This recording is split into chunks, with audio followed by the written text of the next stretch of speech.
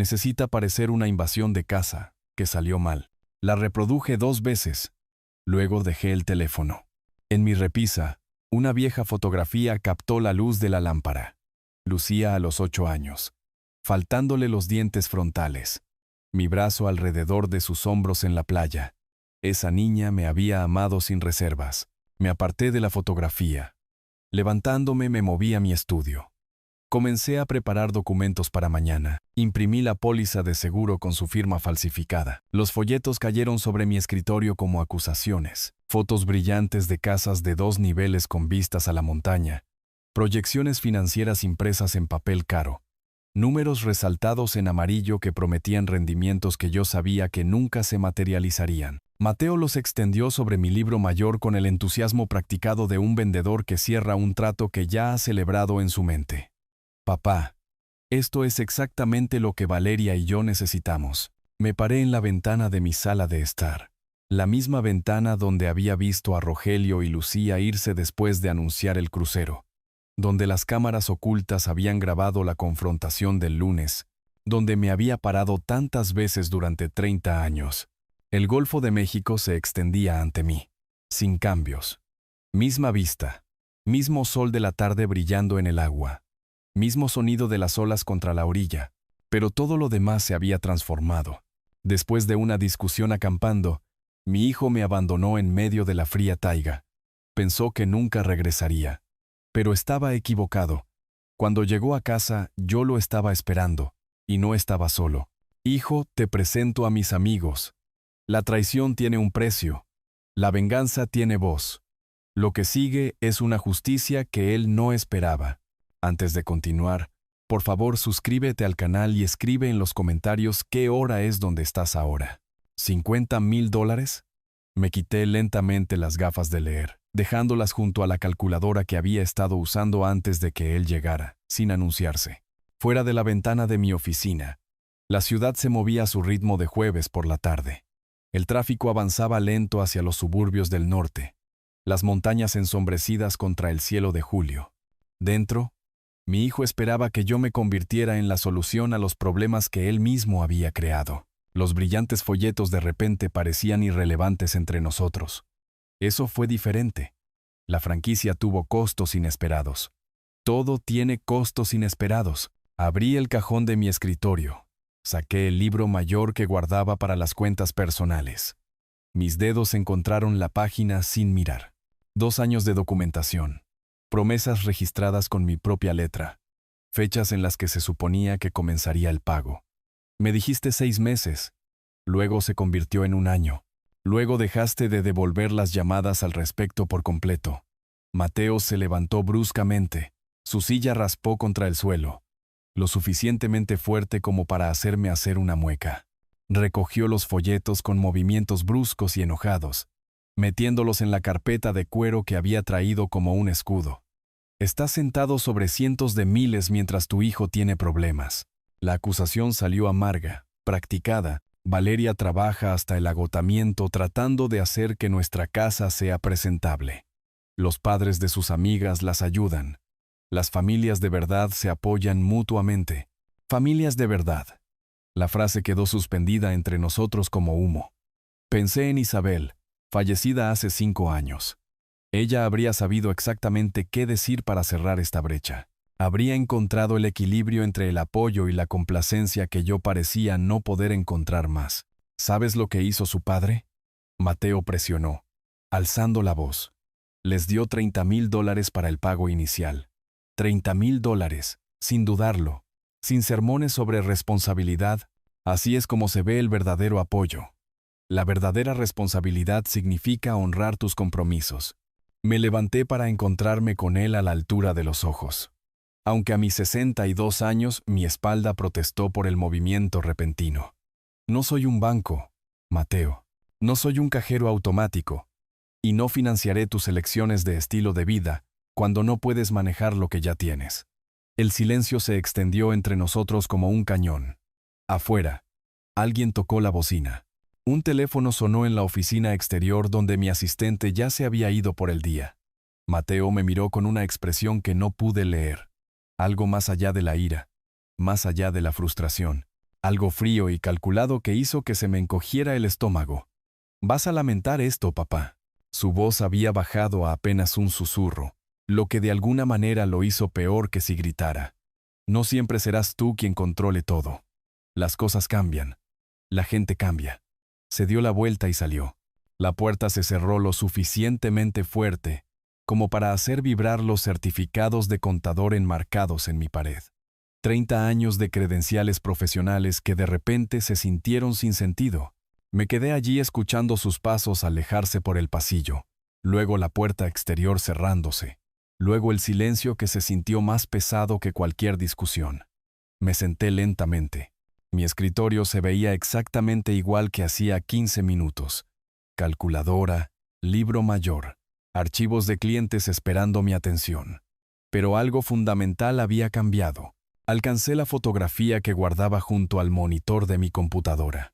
Un viaje de campamento de cuando Mateo tenía 16 años, padre e hijo de pie en una cresta cerca de las grandes montañas, picos extendiéndose detrás de nosotros, ambos sonriendo a la cámara que Isabel sostenía. La sonrisa de Mateo en esa fotografía era genuina, sin complicaciones por el dinero o el resentimiento o lo que sea que lo había convertido en el hombre que acababa de amenazarme en mi propia oficina. Estudié ese rostro más joven durante mucho tiempo, tratando de encontrar dónde lo había perdido. Las cosas cambian. La gente cambia. Sus palabras daban vueltas en mis pensamientos como buitres. El viaje a casa se sintió más largo de lo habitual. El tráfico se movía con su típica persistencia lenta. Luces de freno brillando en rojo bajo el sol poniente. Pero mi mente permanecía atrapada en esa confrontación de la oficina. Las últimas palabras de Mateo seguían resonando. «Vas a lamentar esto». No era una predicción, era una promesa. Aparqué en mi entrada, pero no salí de inmediato. La casa esperaba. Pequeña, práctica, comprada hace 30 años cuando Isabel y yo estábamos empezando. La hipoteca había sido pagada durante una década. Sin deudas, sin apalancamiento financiero sobre mis decisiones. Esa independencia siempre se había sentido como seguridad. Esta noche, se sentía como aislamiento. Dentro, el silencio presionaba mis oídos. Dejé mi maletín junto a la puerta. Me moví por habitaciones que se habían sentido más vacías desde la muerte de Isabel. El pasillo mostraba nuestra historia en fotografías. Mateo como un niño pequeño, como un jugador del equipo infantil, como un adolescente sosteniendo un salmón enorme que había pescado en el gran río. En algún lugar entre esas imágenes y hoy, algo se había fracturado. Hice café que no quería, huevos revueltos que apenas probé. El jueves por la noche se convirtió en viernes por la mañana. El trabajo proporcionaba estructura, clientes que necesitaban asesoramiento fiscal, empresas que requerían revisiones trimestrales. Pero me encontré revisando mi teléfono repetidamente, medio esperando que Mateo llamara con más acusaciones. La pantalla permaneció oscura. El viernes por la noche, fui al garaje. Mi equipo de campamento colgaba de ganchos en un tablero, organizado con la misma precisión que aplicaba a la contabilidad. Probé mi filtro de agua, revisé mi unidad de GPS, repasé mapas de la naturaleza de esta región. Eran hábitos de años más jóvenes, cuando Isabel y yo desaparecíamos en la naturaleza cada verano, cuando Mateo rogaba por venir, ansioso por aprender a encender fuego y navegación, y qué vallas eran seguras para comer. Quizás era demasiado rígido. El pensamiento llegó sin ser invitado, mientras inspeccionaba mi botiquín de primeros auxilios. Quizás Valeria realmente lo presionó para que pidiera, y él se sintió acorralado entre las expectativas de su esposa y el juicio de su padre. Pero $8,000, aún sin pagar después de 2 años de promesas. Eso no se trataba de ser estricto. Se trataba de un patrón. De carácter. El sábado pasó en una neblina de trabajo en el jardín y compras de supermercado e intentar no pensar en la mirada fría de mi hijo. El domingo llegó con el peso de los asuntos pendientes. Preparé una cena sencilla. Pechuga de pollo, brócoli al vapor. Las comidas de soltero que se habían convertido en rutina. El cuchillo se movía a través de un pimiento cuando sonó mi teléfono. El nombre de Mateo apareció en el identificador de llamadas. Se me encogió el estómago. Dejé el cuchillo, Me limpié las manos en una toalla. Dejé que sonara 2 veces más antes de contestar. Papá. Su voz sonaba completamente diferente, cálida, casi vulnerable. Estuve pensando todo el fin de semana. Estuve fuera de lugar el jueves, muy fuera de lugar. No dije nada. Esperando. Dejé que la presión de Valeria me afectara. Dejé que mi propia frustración controlara mis palabras. Lo siento. Quiero arreglar esto. La disculpa aterrizó como algo frágil entre nosotros. Me apoyé en el mostrador, el teléfono presionado contra mi oído, tratando de reconciliar este tono con las amenazas del jueves. ¿Recuerdas esos viajes de campamento que hicimos cerca de las montañas del norte cuando yo tenía 15 años? Continuó Mateo. Esos fueron los mejores momentos. Papá, solo tú y yo. Sin distracciones. ¿Y si hiciéramos eso de nuevo? Una semana. Solo nosotros. Reconectando. Lo necesito. Creo que ambos lo necesitamos. Las montañas del norte. La palabra desencadenó recuerdos. Crestas y migraciones de caribúes, y enseñarle a Mateo a leer mapas topográficos a la luz del fuego. Antes de que el dinero se convirtiera en el lenguaje entre nosotros, antes de Valeria y las deudas y las expectativas decepcionadas. Esas montañas están lejos, Mateo. 5 horas de ida y 5 de vuelta. Mantuve mi voz cautelosa, probando la sinceridad que quería creer. Las montañas cercanas están a 1 hora. Buenos senderos. Buen campamento. ¿Por qué ir tan lejos? Porque esas montañas significaban algo, papá. Su respuesta fue rápida, sincera. Ahí es donde estábamos más unidos. Ahí es donde necesito que estemos de nuevo. Me quedé en mi cocina, mirando la cena a medio preparar, el teléfono caliente contra mi oído. Una parte de mí escuchaba campanas de advertencia. Una parte de mí recordaba esa fotografía en mi escritorio. La sonrisa genuina. La alegría sin complicaciones. Una parte de mí simplemente estaba cansada de estar sola. ¿Cuándo estabas pensando? A mediados de julio. Nos da tiempo para prepararnos, coordinar horarios. ¿Dentro de 10 días? 10 días. Suficiente tiempo para despejar mi calendario, revisar el equipo, convencerme a mí mismo de no sospechar. Suficiente tiempo para elegir la esperanza sobre el cinismo. Está bien, me oí decir, hagámoslo. Después de colgar, me quedé sosteniendo el teléfono silencioso, mirándolo con emociones encontradas luchando en mi pecho. Mateo sonaba genuino. La disculpa se sintió real, pero algo por debajo me molestaba. Algún instinto que no podía nombrar. Miré el pimiento en mi tabla de cortar, a medio cortar y esperando. Luego miré mi teléfono de nuevo. Quizás los hijos merecían segundas oportunidades. Quizás los padres que se negaban a dar segundas oportunidades ya no eran padres. Quería creer eso. Elegí creer eso. Dejé el teléfono y volví a preparar la cena, permitiéndome algo que no había sentido en 3 días. Una pequeña y cautelosa sonrisa ante la posibilidad de la reconciliación. El lunes por la mañana llegó con cielos nublados y la promesa de una lluvia que no se materializaría. Conduje hasta la cafetería que Mateo había sugerido. Un lugar en el centro con ladrillo visto e iluminación industrial. El tipo de establecimiento que servía lates con arte en la espuma. Hagámoslo. Después de colgar, me quedé sosteniendo el teléfono silencioso, mirándolo con emociones encontradas luchando en mi pecho. Mateo sonaba genuino. La disculpa se sintió real, pero algo por debajo me molestaba. Algún instinto que no podía nombrar. Miré el pimiento en mi tabla de cortar, a medio cortar y esperando. Luego miré mi teléfono de nuevo. Quizás los hijos merecían segundas oportunidades. Quizás los padres que se negaban a dar segundas oportunidades ya no eran padres. Quería creer eso. Elegí creer eso. Dejé el teléfono y volví a preparar la cena, permitiéndome algo que no había sentido en 3 días.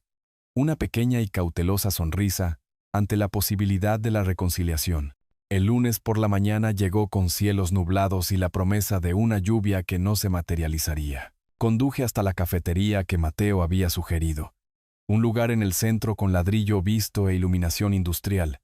El tipo de establecimiento que servía lates con arte en la espuma. Él ya estaba allí cuando llegué.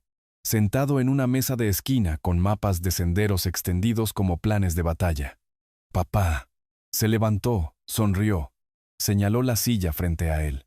Te pedí un café solo. Sin azúcar, ¿verdad? El gesto se sintió calculado, pero lo acepté de todos modos. Me senté, sacando mi propio mapa topográfico del bolsillo de mi chaqueta.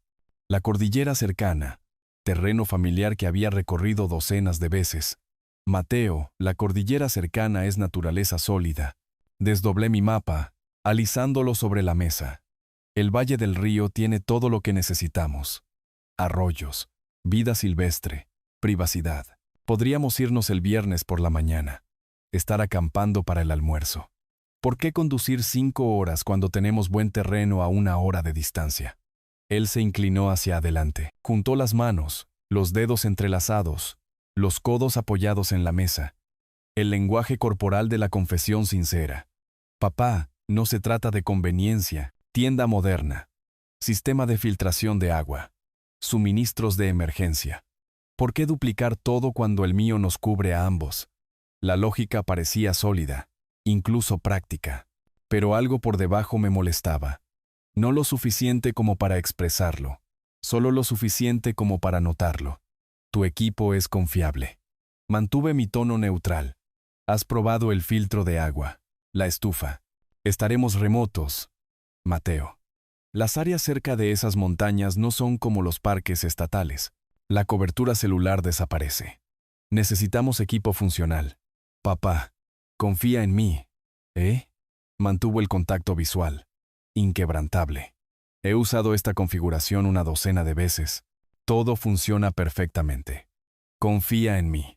2 palabras que no deberían requerir decirse. Pasamos otra hora discutiendo rutas, suministros, cronograma. Salida a mediados de julio. En 10 días. Suficiente tiempo para despejar el calendario de mis clientes. Prepararme adecuadamente. Mateo tomó notas en una agenda encuadernada en cuero, enumerando artículos con una precisión organizativa que no le había visto antes. Quizás estaba cambiando, quizás la responsabilidad finalmente estaba echando raíces. Los días siguientes pasaron con un ritmo rutinario. Clientes que necesitaban asesoramiento fiscal, informes trimestrales que requerían atención. El pulso constante del trabajo que daba estructura a la vida solitaria. Pero las noches me encontraban en el garaje, repasando habilidades que no había usado en años. Practiqué encender fuego con pedernal y acero, mis manos recordando movimientos antes que mi mente. Saqué guías de campo de los estantes, repasando la identificación de plantas comestibles, brotes de helecho, brotes de epilobio, las hojas distintivas del apio silvestre. Mateo enviaba mensajes de texto, listas de empaque, recomendaciones. Ligero. Papá. Redundancia mínima. No queremos cargar peso innecesario 3 kilómetros hasta el campamento. Me quedé en mi garaje la noche antes de la partida, sosteniendo mi rastreador GPS. El dispositivo cabía cómodamente en mi palma. Peso familiar. Confiabilidad probada. Mi pulgar se cernía sobre el botón de encendido. Podía encenderlo, deslizarlo en mi mochila, tener un respaldo de navegación independientemente de las garantías de Mateo. Pero eso sería elegir la sospecha sobre la confianza, el cinismo sobre la esperanza. Lo coloqué de nuevo en el estante. Mi teléfono satelital estaba a su lado, voluminoso, anticuado pero funcional. Comunicación de emergencia que me había salvado una vez cuando Isabel se torció el tobillo a los 3 días de una caminata por la península. Lo alcancé, dudé, retiré mi mano. Mateo dijo que su equipo nos cubría a ambos. Los hijos que intentan reconciliarse con los padres no deberían enfrentar dudas automáticas. Empaqué lo que él había especificado. Ropa ligera, artículos de tocador mínimos, suministros básicos de primeros auxilios. Mi mochila se sentía incompleta sin el equipo de seguridad que normalmente llevaba, pero la reconciliación requería compromiso. La confianza requería riesgo. Esa noche, cargué todo en el asiento del pasajero de mi camioneta, listo para el viaje temprano en la mañana a la casa de Mateo. Me detuve en la puerta de mi casa, mirando hacia atrás por el pasillo hacia el garaje donde mi GPS y mi teléfono permanecían en su estante. Algo se sentía ligeramente mal, no lo suficientemente mal como para cancelar, no lo suficientemente mal como para justificar la sospecha. Solo lo suficientemente mal como para notarlo. Pero los hijos merecían segundas oportunidades. Los padres que se negaban a dar segundas oportunidades ya no eran padres. Cerré la puerta con llave y me fui a la cama, poniendo mi alarma para las 5:30. Mañana las montañas. Mañana la reconciliación. Mañana aprendería lo que mi hijo realmente había planeado. El amanecer llegó frío y despejado. Llegué a la casa de Mateo justo después de las 6. El sol, apenas despejando las cumbres de las montañas detrás de la ciudad. Su camioneta estaba en la entrada. Un modelo más nuevo. Pintura azul oscuro que reflejaba la luz de la mañana. Salió de su garaje cargando 2 mochilas grandes y una nevera portátil. Sus movimientos eficientes y practicados. Momento perfecto. Cargó el equipo en la caja de la camioneta con rápida precisión. Evitaremos el peor tráfico hacia el norte. Transferí mi mochila de mi camioneta a la suya. La caja contenía más equipo del que esperaba. Tienda, utensilios de cocina, lo que parecía ser un completo kit de emergencia. Quizás mis preocupaciones sobre su preparación habían sido infundadas. La carretera del norte se extendía ante nosotros, extendiéndose hacia montañas que se hacían más grandes con cada kilómetro. Mateo conducía con confianza relajada, una mano en el volante, la otra gesticulando ocasionalmente mientras hablaba del trabajo. La compañía de desarrollo consiguió este contrato masivo el mes pasado, condominios de lujo con vistas a la Ensenada. Su entusiasmo parecía genuino, no forzado. Mi estructura de comisiones significa que si cierro 3 unidades, estoy viendo dinero serio. Dinero real, papá. Del tipo que cambia las cosas. Noté el énfasis en el dinero, pero lo dejé pasar. No estaba pidiendo nada, solo compartiendo. Eso era progreso. Paramos a desayunar en un pueblo en el camino, en un restaurante con cabinas de vinilo rojo y camareras que llamaban a todo cielo. Mateo pidió el especial del leñador. Comió con apetito mientras discutía las características arquitectónicas del proyecto de condominios. Ninguna mención de la confrontación del jueves, ninguna referencia a los $50,000 que había exigido. La omisión se sintió deliberada, estratégica, pero elegí interpretarla como madurez. Pasando el último pueblo, la civilización disminuyó a asentamientos dispersos, y luego nada más que naturaleza. Bosques de abetos se apretujaban contra la carretera, montañas que se alzaban blancas y masivas en la distancia. El teléfono de Mateo perdió la señal gradualmente, las barras desapareciendo una por una hasta que la pantalla mostró solo llamadas de emergencia disponibles. Ahí está. Mateo señaló un desvío apenas visible entre los árboles. ¿Nuestro punto de acceso? Aparcamos en un inicio de sendero marcado solo por un poste de madera desgastado. No había otros vehículos, ni señales de uso reciente. El aislamiento se sentía total, completo. Exactamente lo que una vez había amado de la naturaleza de esta región. Hoy se sentía diferente, más pesado. La caminata de entrada tomó 90 minutos, unos 3 kilómetros a través de la densa taiga de abetos, siguiendo un sendero que requería experiencia para rastrear. Mateo navegaba con confianza, revisando el GPS de su teléfono mientras las imágenes fantasma de la señal aún funcionaban. Emergimos en un claro junto a un arroyo que corría claro y frío sobre piedras redondeadas. Esto es perfecto. Dejé caer mi mochila, inspeccionando el sitio. Terreno nivelado, acceso al agua, cortavientos natural de los árboles circundantes. La misma zona básica donde acampamos cuando tenías 15 años. La misma zona, confirmó Mateo. Lugar diferente. Ese viejo sitio está cubierto de maleza ahora. Montamos el campamento con eficiencia coordinada. Clavé las estacas de la tienda mientras él colgaba la cuerda para la bolsa de osos entre 2 abetos robustos. Los movimientos se sintieron cómodos, familiares, como la memoria muscular de décadas de experiencia al aire libre finalmente encontrando un terreno común de nuevo. Esa primera noche pasó casi en paz. Cocinamos sobre la fogata, comidas liofilizadas reconstituidas con agua del arroyo, que Mateo filtraba a través de su moderno sistema de bombeo. Contó historias sobre clientes difíciles en la compañía de desarrollo, el drama del club de lectura de Valeria, detalles de la vida ordinaria que se sentían como puentes siendo reconstruidos. Esta fue una buena idea, Mateo. Las palabras salieron más fácil de lo que esperaba. Estar aquí afuera, Lejos de todo, me recuerda por qué esta región importa, por qué este tipo de tranquilidad importa. Me alegro de que hayamos venido. Yo también, papá. Hurgó el fuego con un palo largo, enviando chispas en espiral hacia la oscuridad. Olvidé cuánto necesitaba esto. Nos necesitaba.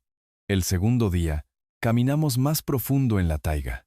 Las crestas abrían vistas espectaculares. Cordilleras que se extendían hasta el horizonte. Valles tallados por antiguos glaciares. El alcance de la naturaleza que hacía que las preocupaciones humanas se sintieran apropiadamente pequeñas. Mateo fotografiaba todo con su teléfono, todavía capturando barras de señal ocasionales en elevaciones más altas. Identifiqué plantas comestibles por costumbre, brotes jóvenes de epilobio, tallos de perejil de vaca, habilidades que regresaban automáticamente. Pero esa noche, la máscara se deslizó. Habíamos terminado de cenar, instalados junto al fuego mientras la oscuridad se cerraba. Mateo había estado callado durante la comida, su entusiasmo anterior desvaneciéndose en algo más duro. Luego habló, la voz con un filo que reconocí de la confrontación del jueves en la oficina. ¿Sabes lo que dijo Valeria la semana pasada? No me miró, solo miraba las llamas. Dijo que su padre les dio $30,000 para el pago inicial. $30,000, sin dudarlo. Así es como se ve el verdadero apoyo. Eso es lo que hace la familia. La temperatura entre nosotros cayó como una piedra a través del hielo. El padre de Valeria tampoco está esperando todavía $8,000 que su yerno pidió prestados y nunca devolvió. Mantuve mi voz nivelada, controlada.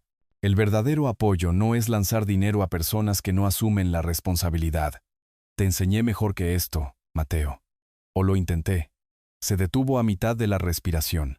Se quedó completamente quieto. Luego se levantó bruscamente, su rostro sombrío e ilegible a la luz del fuego. Me miró fijamente. No exactamente con ira, sino con algo frío y calculado que hizo que se me encogiera el estómago. Sí. Su voz salió plana, distante. Lo intentaste. Larga pausa. El fuego crepitando. El viento moviéndose a través de las ramas de los abetos sobre nosotros. Estoy cansado. Hablaremos por la mañana. Caminó hacia su tienda sin mirar atrás. La cremallera cerrándose con una finalidad aguda. Me senté solo junto al fuego agonizante, viendo las chispas elevarse hacia las estrellas apenas visibles a través de la cubierta de nubes, moviéndose desde el oeste. La reconciliación era una fachada. Lo entendía ahora, pero aún no entendía lo que significaba. Debería haberlo hecho. Cuando desperté a la mañana siguiente, algo estaba mal. El silencio no era pacífico, estaba vacío. Mateo ya debería haber estado despierto, reconstruyendo el fuego, hirviendo agua para el café. La ausencia de sonido se sentía deliberada. Abrí la cremallera de mi tienda lentamente. La luz del amanecer se filtraba a través de las ramas de los abetos en un ángulo que me decía que era más tarde de lo habitual, pasadas las 7, quizás cerca de las 8. Salí descalzo al suelo frío que me hizo hacer una mueca. La tienda de Mateo se había ido, no colapsada, no empacada descuidadamente, completamente desaparecida, como si nunca hubiera existido. Solo quedaba hierba aplastada donde había estado a 20 pies de la mía. El pozo de fuego no contenía más que cenizas frías de anoche. Ni leña fresca, ni señales de actividad matutina. Caminé por el perímetro de nuestro campamento, mi pecho oprimiéndose con cada detalle que registraba.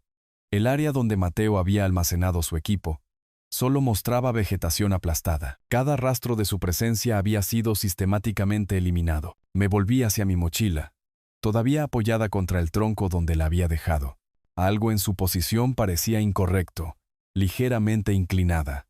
La solapa principal no estaba cerrada de la manera en que la había asegurado. Caí de rodillas junto a ella. Mis manos se movieron a través de bolsillos y compartimentos con creciente urgencia. Navegador GPS, desaparecido. Teléfono satelital, desaparecido. Encendedor, desaparecido. Mapa del sendero, desaparecido. La mayoría de los suministros de comida que habíamos estado compartiendo, desaparecidos. Lo que quedaba se sentía como una burla. Mi saco de dormir, 2 barritas de proteínas, una botella de agua de medio litro, el pequeño cuchillo que había traído, artículos de tocador básicos, incluido un diminuto costurero. Sobre una roca plana junto al frío pozo de fuego había un trozo de papel doblado, sujeto por una piedra. Mis manos temblaban mientras lo recogía. La letra era de Mateo, ordenada, sin prisas, la escritura de alguien que se había tomado su tiempo para componer su mensaje.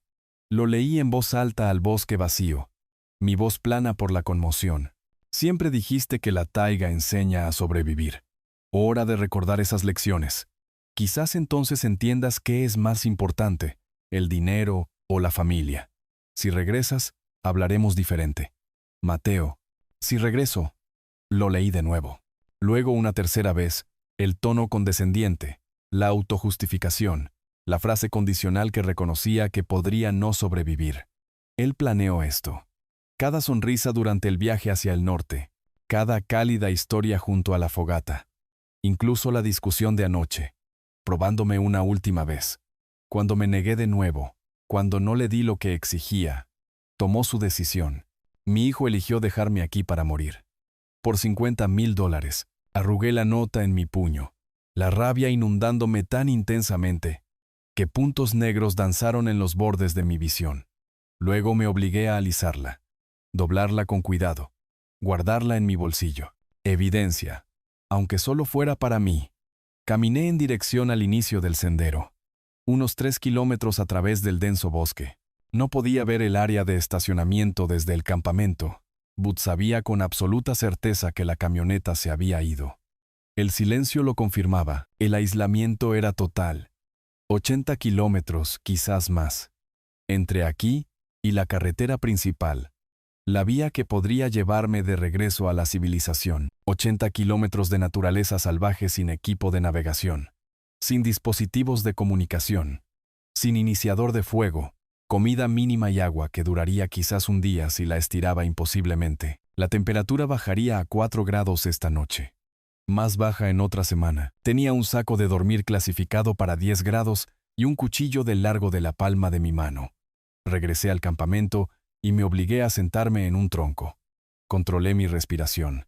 El shock no me salvaría. La rabia no me salvaría. Solo el pensamiento claro me mantendría con vida. Mateo pensaba que yo era solo un contador que hacía viajes de campamento. Cómodo, blando, alguien cuyas habilidades en la naturaleza eran decorativas en lugar de funcionales. Olvidó dónde aprendí esas habilidades. 30 años en la naturaleza de esta región antes de que él naciera. Antes de Isabel. Antes de que las hipotecas y los clientes y la cómoda vida suburbana hubieran hecho innecesarias esas habilidades. Olvidó que yo le enseñé todo lo que sabía sobre supervivencia, lo que significaba que yo sabía más, lo que significaba que me había contenido, lo que significaba que me había subestimado por completo. Me levanté. Recuperé la botella de agua. Tomé un solo sorbo medido, un tapón, no más. Luego volví a colocar el tapón con deliberado cuidado. Esa cuidadosa conservación marcó algo cambiando dentro de mí. De víctima a estratega. Del shock al cálculo. Mateo cometió un error dejándome con vida. Cometió un error más grande subestimando lo que podía hacer cuando la supervivencia se convertía en la única opción. Si muero aquí, eu hereda todo de todos modos. Mi negocio, mis ahorros, mi casa, todo, pero no iba a morir. Iba a volver a casa. Y cuando llegara allí, mi hijo iba a aprender lo que sucede cuando intentas asesinar a tu padre por dinero. Al sur. La carretera principal corría al sur de aquí. 80 kilómetros. Quizás menos, quizás más. 3 días si me movía con inteligencia. 4 si estaba débil. 5 si cometía errores. No cometería errores. Primer problema. Navegación. Saqué mi neceser de la mochila. Jabón. Maquinilla de afeitar, tijeras diminutas, y allí, pasado por alto por Mateo y su saqueo sistemático, una sola aguja de coser de apenas 1 pulgada de largo. Me senté junto al arroyo. La hoja del cuchillo se convirtió en un magnetizador, frotando la aguja repetidamente en una dirección. Fricción y metal ferroso. Física que había aprendido hace 40 años y nunca había olvidado. 20 minutos de paciente repetición. Llené el tapón de la botella con agua. Floté la aguja magnetizada con cuidado en la superficie. La observé alinearse lentamente norte-sur, tambaleándose antes de asentarse. Rasqué una flecha en el borde del tapón, marcando el sur. Crudo, impreciso, pero funcional. Me eché la mochila al hombro y comencé a caminar. El primer día se extendió hasta la eternidad, denso bosque de abetos donde las líneas de visión se extendían quizás 30 metros. Terreno irregular tachonado de raíces y oculto bajo el musgo. Revisaba mi brújula improvisada cada 30 minutos. Ajustaba el rumbo. Seguía moviéndome. Un tapón de agua cada 2 horas, medido con precisión a pesar de la sed que se convirtió en un grito constante por la tarde. 25 kilómetros. Ese era el objetivo. 25 kilómetros antes de que la oscuridad me obligara a detenerme. La primera noche casi me mata. Construí un cobertizo con ramas caídas y ramas de hoja perenne. Mis manos recordaban el trabajo incluso mientras mi cerebro luchaba con el agotamiento. Me metí en mi saco de dormir usando cada capa de ropa. La temperatura bajó. 4 grados, quizás menos. El saco estaba clasificado para 10. Comí una barrita de proteínas con una lentitud agonizante, haciendo que cada bocado durara, dejando que se disolviera en mi lengua. 400 calorías para alimentar un cuerpo que había quemado miles. La hipotermia se infiltró a través del aislamiento inadecuado. Me obligué a temblar activamente, generando calor, luchando contra el peligroso letargo que susurraba que debería simplemente descansar. Solo dormir. Solo dejar de luchar. Pensé en Mateo, cálido en su casa, durmiendo junto a Valeria, creyendo que su padre estaba muriendo en la naturaleza en la que había sido abandonado. Esa rabia me mantuvo lo suficientemente caliente como para sobrevivir. El amanecer llegó finalmente. Todo dolía. Me obligué a levantarme. Me obligué a moverme, porque detenerse significaba morir. El segundo día trajo pequeñas misericordias, arándanos silvestres creciendo en un claro donde la luz del sol penetraba el dosel. El breve verano de esta región los había madurado perfectamente. Comí con cuidado. Demasiados causarían problemas estomacales que no podía permitirme. Pero el azúcar proporcionaba energía que las barritas de proteínas no podían igualar. La tarde me llevó a un arroyo, secciones poco profundas donde el agua se movía rápidamente sobre las piedras. Me metí descalzo, el frío impactante, alejando momentáneamente el agotamiento. Pesca a mano. Lo había aprendido a los 20 años de un guía local en el Gran Río. Quédate inmóvil. Deja que los peces olviden que existes. Luego manos rápidas, atrapándolos contra rocas sumergidas. 3 intentos durante 1 hora. 2 capturas exitosas. Pequeños tímalos, quizás de 6 pulgadas cada uno. Dudé solo brevemente antes de comerlos crudos. Proteína. Calorías esenciales. La textura hizo que mi estómago se revolviera, pero los tragué a la fuerza. La segunda noche pasó un poco mejor. Sabía qué esperar. Sabía cómo manejar el frío. Sabía que la mañana llegaría si solo aguantaba. La tercera mañana tropecé con un camino de tierra. Caí de rodillas con un alivio abrumador.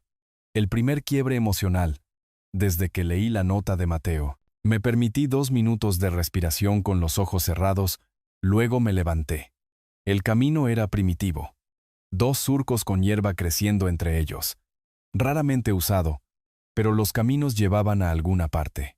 Los caminos significaban gente, eventualmente.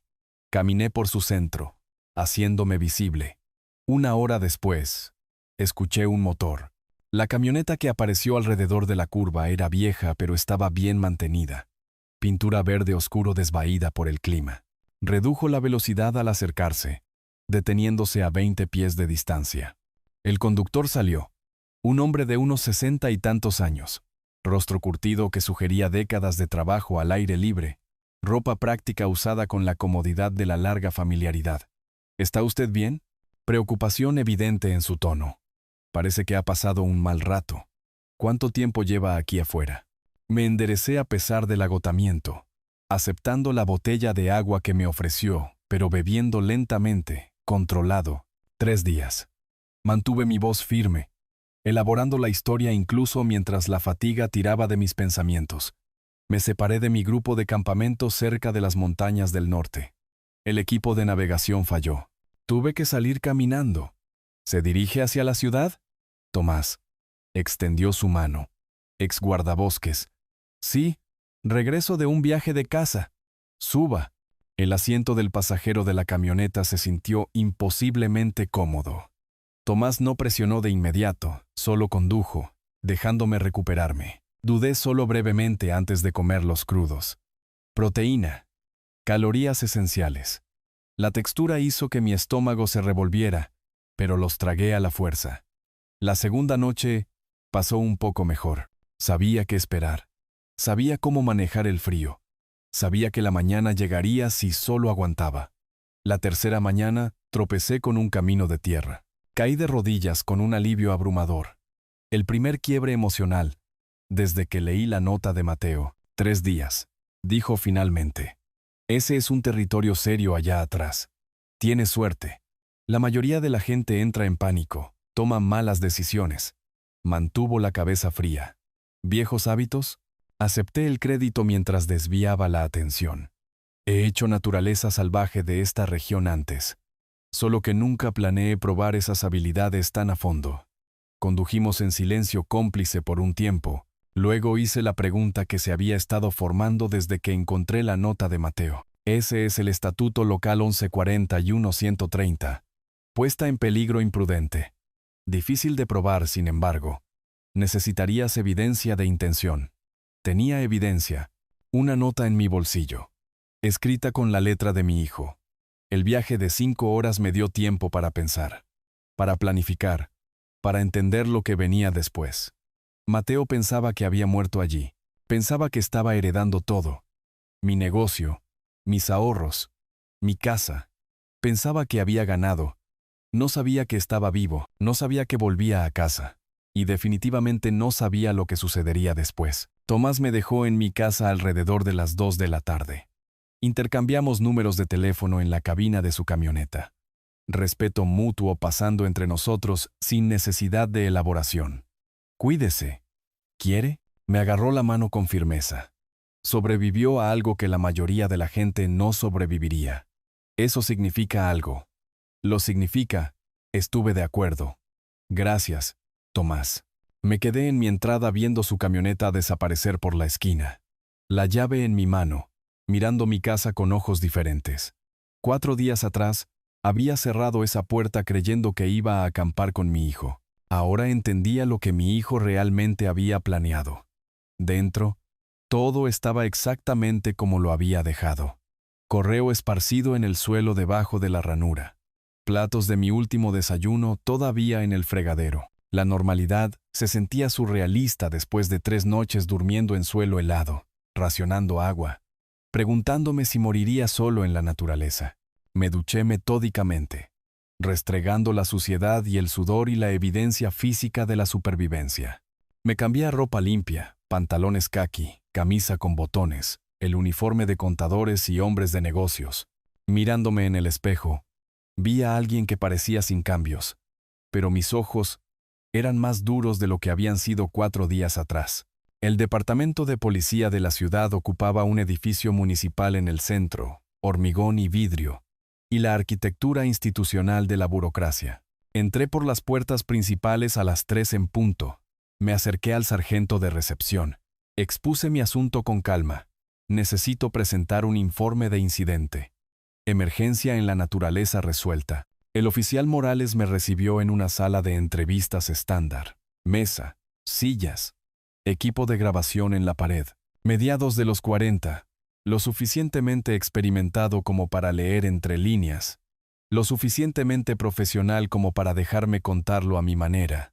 Señor Arturo, abrió un bloc de notas. ¿Dijo incidente en la naturaleza? Hace 4 días, fui a acampar cerca de las montañas del norte con mi hijo Mateo. Nos separamos. Mi equipo de navegación falló. Salí caminando, 80 kilómetros durante 3 días. Lo estoy reportando ahora con fines de documentación. Deslicé la nota de Mateo sobre la mesa, sin presentación dramática. Morales la leyó lentamente. Su expresión no cambió, pero algo se movió detrás de sus ojos. Señor Arturo, estoy documentando esto como un incidente en la naturaleza con resolución segura.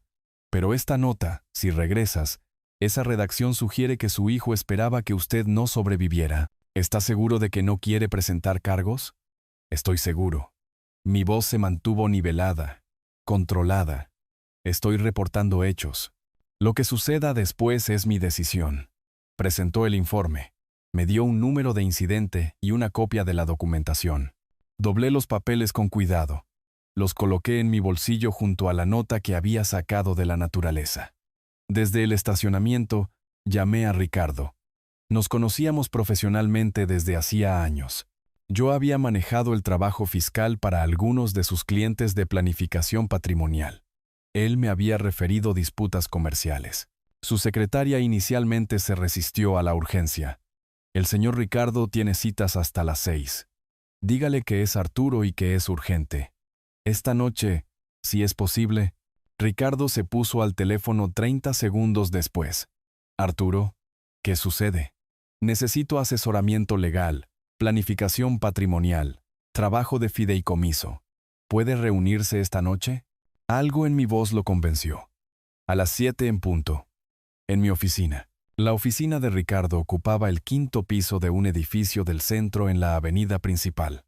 Tomé el ascensor a las 6:55, entré en el área de recepción, seguí a Ricardo a su sala de conferencias. Había preparado equipo de grabación, práctica estándar para consultas con clientes, y tenía un bloc de notas legal listo. Me senté pesadamente, permitiendo que el agotamiento se mostrara por primera vez desde que Tomás me había dejado. Hace 4 días, mi hijo me llevó a la remota naturaleza de las montañas del norte. Tomó mi equipo de navegación, dispositivos de comunicación y suministros mientras yo dormía, y dejó esta nota. La coloqué sobre la mesa entre nosotros. Me abandonó a 80 kilómetros de la carretera más cercana. Salí caminando. Ricardo leyó la nota. La leyó de nuevo. Me miró con conmoción reemplazando su habitual compostura profesional. Arturo, esto es serio. Este lenguaje, hora de recordar esas lecciones. Si regresas, muestra premeditación y reconocimiento del peligro. Combinado con tomar tu equipo. Esto es el Estatuto Local 1140 y 130. Puesta en peligro imprudente. Posiblemente intento de asesinato si podemos probar la intención. ¿Cuánto tiempo sería la prisión? Mantuve mi voz plana. 5 años, 7, luego sale. Es joven. Reconstruye su vida. Probablemente de 6 a 8 años por puesta en peligro imprudente con factores agravantes. No, lo interrumpí. Quiero algo permanente. Quiero que viva con lo que hizo todos los días. Quiero crear un fideicomiso irrevocable. Cada activo que poseo va a la caridad cuando muera. Él no recibe nada. Nunca. Ricardo dejó su bolígrafo con cuidado. Un fideicomiso irrevocable es exactamente eso, irrevocable. Una vez establecido, no puedes cambiar los beneficiarios. Incluso si te reconcilias con Mateo más tarde, incluso si las circunstancias cambian, estarías desheredando permanentemente a tu único hijo. Bien. Lo miré a los ojos sin dudarlo. Eso es exactamente lo que quiero. ¿Qué tan pronto puedes redactarlo? Me estudió por un largo momento. La evaluación de un abogado buscando dudas o inestabilidad. No encontró ninguna. Puedo empezar mañana. Pero Arturo, ¿qué tienes exactamente en mente? Me incliné hacia adelante, sacando un pequeño cuaderno de mi bolsillo. Lo había comprado entre la estación de policía y aquí, y comencé a explicar. 2 partes en esto, dije, abriendo el cuaderno para mostrar los cálculos que ya había comenzado. Primero, el fideicomiso. Cada activo, mi negocio, mis ahorros, mi casa, todo va a un fideicomiso irrevocable. Los beneficiarios son organizaciones benéficas locales, grupos ambientales, conservación de la vida silvestre, preservación de la naturaleza. La misma naturaleza que él trató de usar como arma contra mí. Ricardo estaba tomando notas, su formación legal superando su conmoción. ¿Valor total de los activos? El negocio valorado en unos $400,000. Ahorros de $850,000. El valor de la casa es de unos $150,000. Digamos 1.4 millones de dólares. Números que conocía con precisión. Hábito de contador. Un corpus sustancial. Y la segunda parte, quiero que lo sepa. Mientras estoy vivo, quiero ver su cara cuando se dé cuenta de lo que perdió. Toqué el cuaderno. Estoy planeando una cena. Testigos presentes. Usted como autoridad legal. El oficial Morales de la policía como representante de la ley. Tomás, quien me rescató, como verificación de terceros. Presento la nota públicamente. Explico lo que sucedió y anuncio el fideicomiso. Él confronta las consecuencias ante personas creíbles. No hay lugar para la negación. Ricardo frunció el ceño. Entiendo el atractivo. Pero confrontarlo públicamente es arriesgado. Podría volverse violento. Podría afirmar que usted no está mentalmente apto. Podría crear complicaciones legales. ¿Está seguro de que este enfoque de la cena es sabio? Me dejó para morir y se fue a casa a esperar noticias de la herencia. Necesita entender que falló. Completamente. A la mañana siguiente, Ricardo comenzó a redactar. Pasé el día reuniendo documentación, papeles corporativos de Arturo y asociados, extractos bancarios, escrituras de propiedad, décadas de registros organizados archivados en la oficina de mi casa. Todo lo que había acumulado a lo largo de 30 años de cuidadosa gestión financiera, ahora se consolidaba para un propósito. La valoración del negocio tomó una semana. Un tasador profesional visitó mi oficina, revisó las listas de clientes, examinó los flujos de ingresos, me entrevistó sobre la planificación de la sucesión. La ironía no se me escapó. Discutir la sucesión mientras me aseguraba activamente de que mi hijo no sucedería a nada. Su firma tiene una excelente reputación, señaló el tasador. Libros limpios, base de clientes leales. Esa estabilidad agrega un valor significativo. He trabajado duro por esa estabilidad, dije. La tasación arrojó $385,000. Combinado con ahorros y propiedades, los cálculos de Ricardo confirmaron aproximadamente 1.4 millones de dólares en total. Esa es una riqueza generacional sustancial que Mateo está perdiendo, dijo Ricardo cuando revisamos los números. Él tomó su decisión en las montañas. Yo estoy tomando la mía ahora. Por las noches, investigué a los beneficiarios. El Fondo de Conservación de la Vida Silvestre Local, protegiendo el hábitat, gestionando poblaciones, educando sobre la coexistencia, la Sociedad de Preservación de las Tierras Vírgenes, manteniendo senderos, apoyando a los guardabosques, luchando contra la invasión del desarrollo, organizaciones que representaban todo lo que Mateo había tratado de corromper en un arma homicida. Estas organizaciones benéficas se beneficiarán de su codicia. Le expliqué a Ricardo. La naturaleza que él usó como arma será protegida por el dinero que él quería. Hay justicia en esa simetría. 2 semanas después de mi regreso, principios de agosto ahora, 3 semanas desde el abandono, Ricardo me llamó de nuevo a su oficina. La sala de conferencias había sido reorganizada formalmente. Un notario público estaba sentado en un extremo de la mesa. El documento del fideicomiso yacía entre nosotros. 78 páginas de lenguaje legal que gobernarían mi patrimonio para siempre. Me senté. Ricardo me guió a través de las secciones clave. Minuciosidad de abogado. Asegurando el consentimiento informado. La página 12 establece la naturaleza irrevocable. La página 23 designa a los beneficiarios.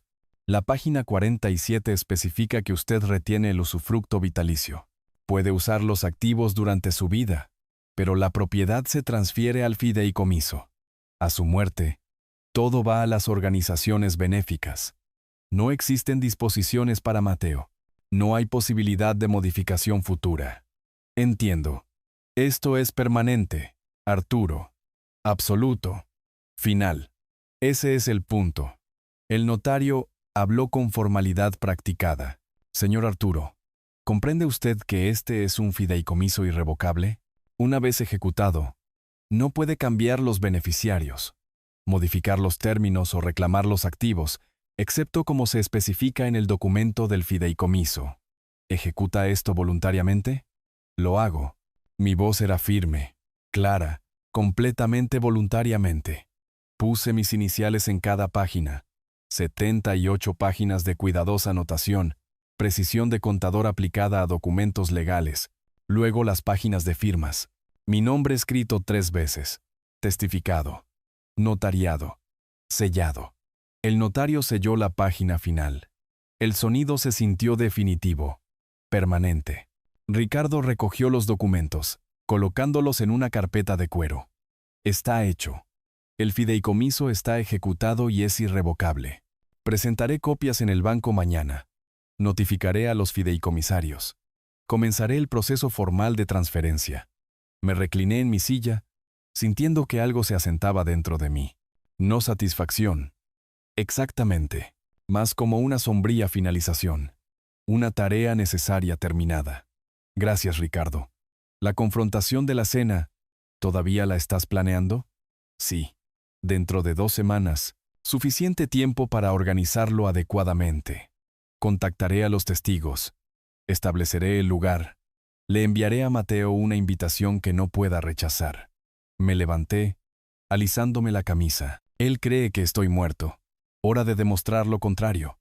Ricardo me acompañó hasta el ascensor. Arturo, tengo que preguntar, ¿estás seguro de esto? El fideicomiso logra tu objetivo. No necesitas la confrontación. Sí, dije simplemente. La necesito. Las puertas del ascensor se cerraron. Sostenía la carpeta que contenía las copias de los documentos del fideicomiso. 78 páginas que hacían permanente la traición de Mateo ante la ley. Él quería mi dinero. En lugar de eso lo había perdido todo. Y ni siquiera lo sabía todavía. El día después de firmar el fideicomiso, comencé a ejecutar las transferencias. El vicepresidente del banco y fideicomiso local me recibió en una oficina privada, guiándome a través de formularios de autorización que movieron $850,000 de cuentas personales a cuentas del fideicomiso. Cada firma se sintió definitiva. Cada transacción eliminaba otra pieza de la herencia esperada de Mateo. Esta es una transferencia sustancial, señor Arturo. La banquera levantó la vista de la pantalla de su computadora. El fideicomiso es ahora una de nuestras cuentas patrimoniales más grandes. Bien. Dije simplemente. Cambiar el título del negocio tomó más tiempo. Documentos corporativos presentados ante el Departamento de Comercio local modificaron los artículos que mostraban la propiedad del fideicomiso, mientras yo mantenía el control operativo como fideicomisario. Licencias actualizadas. Registros fiscales. Envié cartas formales a clientes de toda la vida explicando el cambio de estructura de propiedad, manteniendo la apariencia profesional mientras sabía el propósito real. Para el 10 de agosto, legalmente no poseía nada. La casa, el negocio, cada dólar, toda propiedad del fideicomiso. Retenía los derechos de uso vitalicio, pero nada que legar. La herencia de Mateo había sido borrada. El teléfono sonó el día 8. Por la noche después de que regresé de la última visita al banco. El nombre de Mateo en el identificador de llamadas hizo que se me tensara la mandíbula. Hola, papá. Su voz tenía un brillo forzado que me puso los nervios de punta. He estado pensando en ti. Ese viaje de campamento fue genial, ¿no? Llegaste bien a casa, ¿verdad? Intenté llamar hace unos días, pero no hubo respuesta. ¿Todo bien? La alegría artificial apenas enmascaraba la culpa nerviosa debajo. Sí. Una palabra. Plana y fría. Estoy en casa. Oh, bien. Eso es bueno. La confusión se deslizó en su voz. Deberíamos vernos pronto. Sí. Deberíamos. Colgué a mitad de la frase. Me senté en la mesa de mi cocina, mirando el teléfono, imaginando su expresión al otro lado. La incertidumbre, la creciente ansiedad. Llamó de nuevo 4 días después. 12 de agosto, por la tarde. Papá, soy yo de nuevo. Mira, sonabas extraño la última vez que hablamos. ¿Pasa algo? ¿Sucedió algo en el viaje? Estoy preocupado por ti. No pasa nada, Mateo. Mantuve mi voz controlada, helada. Hablaremos pronto sobre varias cosas. ¿Qué cosas? Papá, me estás preocupando ahora. Pronto. Colgué antes de que pudiera responder. Déjalo preguntarse. Déjalo preocuparse. La noche siguiente, 13 de agosto, hice la llamada que había estado planeando. De pie en la oficina de mi casa, mirando la fotografía familiar en la pared. Ese viaje de campamento cuando Mateo tenía 16. Ambos sonriendo a Isabel detrás de la cámara. Antes de que el dinero lo corrompiera todo. Mateo, quiero que tú y Valeria vengan a cenar el jueves por la noche, 15 de agosto, a las 7 en punto. Necesitamos tener una conversación seria sobre asuntos familiares, arreglos financieros, el futuro. Su entusiasmo se traslució de inmediato. Por supuesto, papá. Por supuesto. Estaremos allí. Esto es bueno. Me alegra que estés listo para hablar de estas cosas. ¿Seremos solo nosotros tres? Él pensaba que me estaba rindiendo. Pensaba que la naturaleza me había quebrado. Me había enseñado su lección sobre prioridades. Pensaba que lo invitaría para entregarle dinero. No. Dejé que la palabra colgara. Habrá otros presentes. Gente que debería escuchar lo que tengo que decir. ¿Otros? ¿Qué quieres decir? ¿Quién? Jueves, 7 en punto. No lleguen tarde. Colgué permitiéndome una fría sonrisa. Llamé a Ricardo a continuación. La cena está programada para el jueves. ¿Estarás allí? Estaré allí. Una pausa. ¿Estás seguro de este enfoque? La confrontación pública es irreversible. No puedes retractarte una vez hecho. Ese es el punto, Ricardo. Él trató de hacer mi muerte irreversible.